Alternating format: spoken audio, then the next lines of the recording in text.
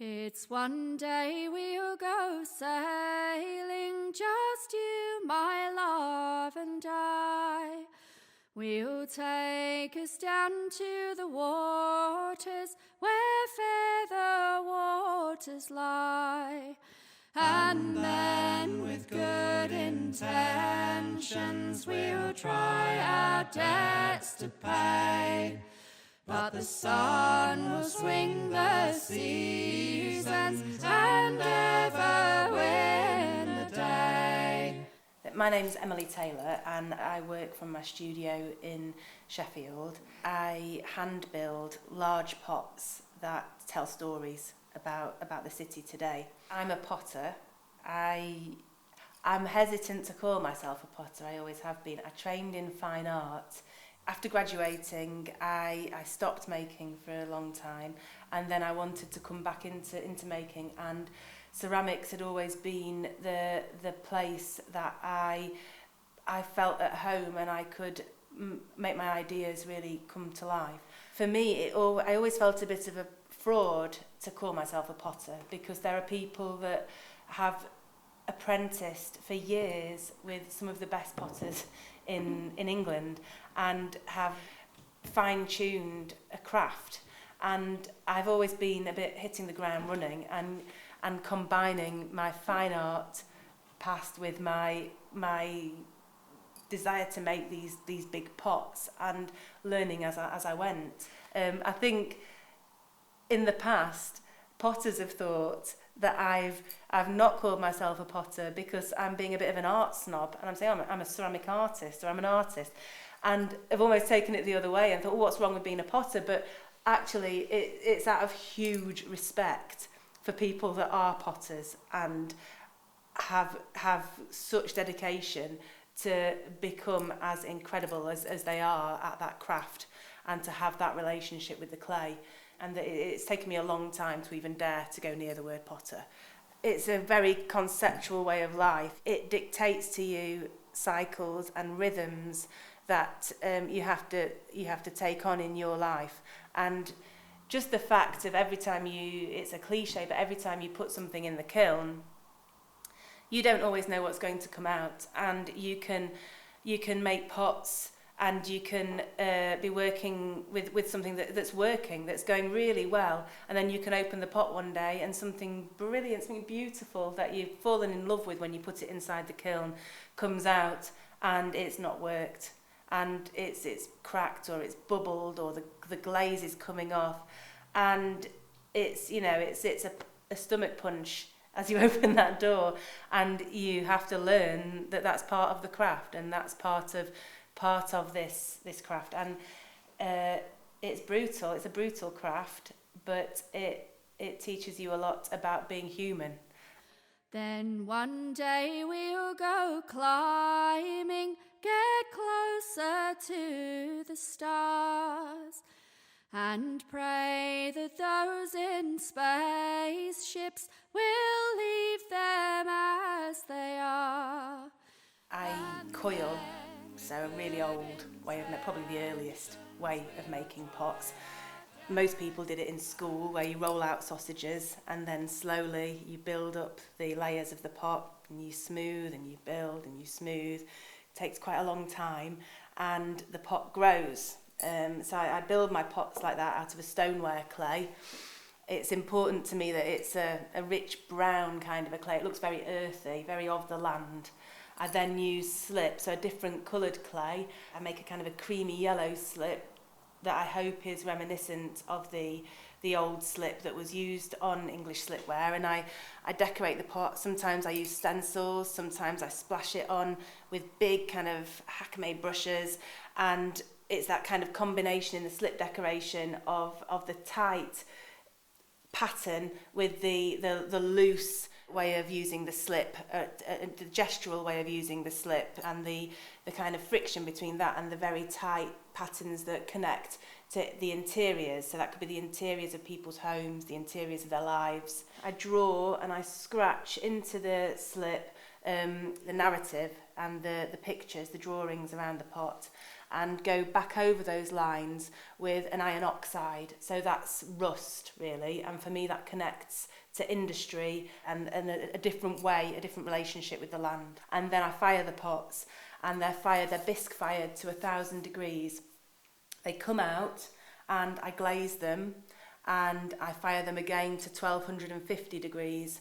They come out again, and finally, before the third firing, I use gold lustre, so that's a real gold suspended in a liquid, and I use that to accentuate a human experience or human experience within the landscape, moments of spirituality or reflection or transcendence, really, where people might come together or emotions might surface. So, and then that pot goes back in for its final firing.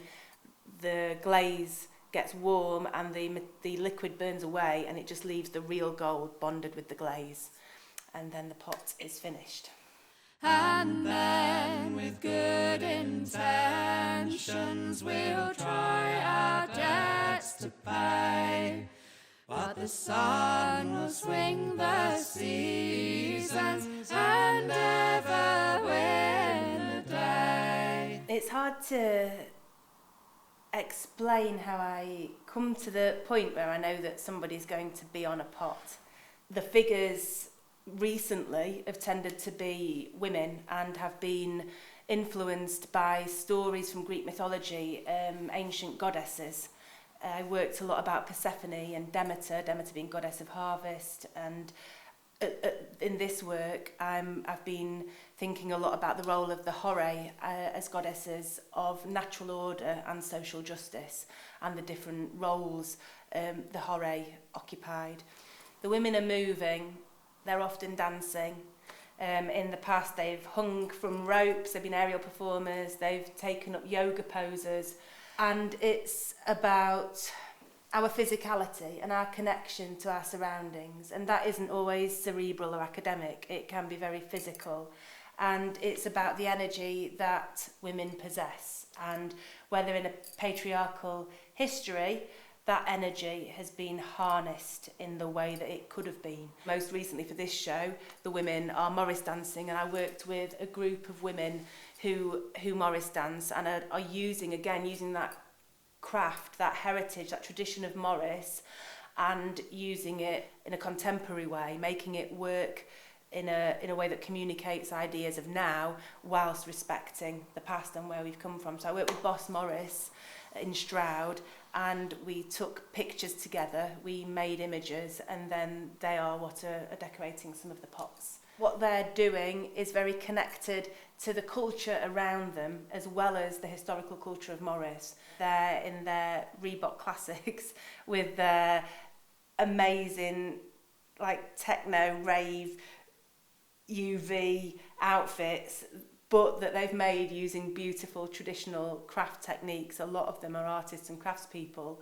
And this kind of marrying together of urban influences and the land just totally resonated with what I was trying to portray, and this energy that I feel a modern Horae possesses and has the possibility to pass on. I like the women on these big pots, like the idea of women taking up space, women being on these big solid objects that are probably going to outlast most of us, and that the women's poses on these objects are strong and they're active. They're often using different kinds of physical engagement and activities, so they might be influenced by yoga poses or dance, but also that are trying to communicate how they might be feeling. But most importantly, they're active, they're in charge of their bodies, and they are using their bodies to communicate how they're feeling. And sometimes that's joyful, and sometimes that's about a frustration or a communicating how they want things to be. And then one day we'll start building, we'll use what comes to hand. We'll twine what needs entwining and bind what needs a band. Something that has has been a thread through my work since I was chosen to be an artist in residence at Chatsworth House. Has been an article by two Harvard economists that talked about carrying capacity and developed an equation around the combined ideas of polarity of wealth within society and our relationship to the land and our rate of growth as a population. It used this equation to predict that due to the huge polarity in wealth and our disconnection from the land, our civilization in the West had at the most 250 years to survive.